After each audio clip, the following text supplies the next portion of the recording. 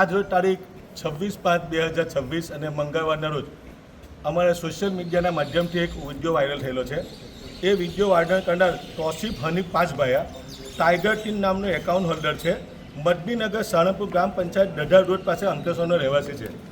આ વ્યક્તિએ ભારત દેશની શાંતિ દોહરાઈ અને ભાઈચારો ખોરવા એવું એક વિડીયો વાયરલ કરેલું છે।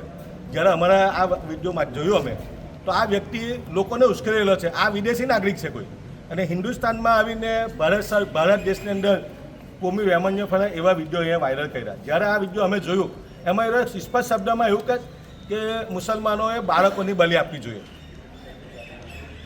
આ ભારત દેશની અંદર તમામ ધર્મના લોકો પોતપોતાની રીતે હર્ષ અને ઉલ્લાસથી પોતાના તહેવારો ઉજવતા હોય।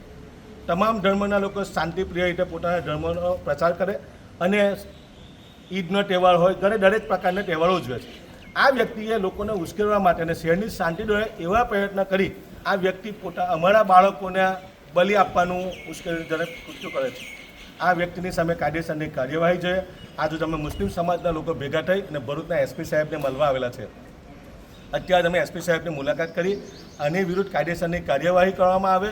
જો આ વિદેશી નાગરિક હોય ને શહેરની શાંતિ દોરતો હોય તો એની પાસપોર્ટ પર જપ્ત કરવામાં આવે। હિન્દુસ્તાન આ તો એક ફૂલોનો બગીચો છે।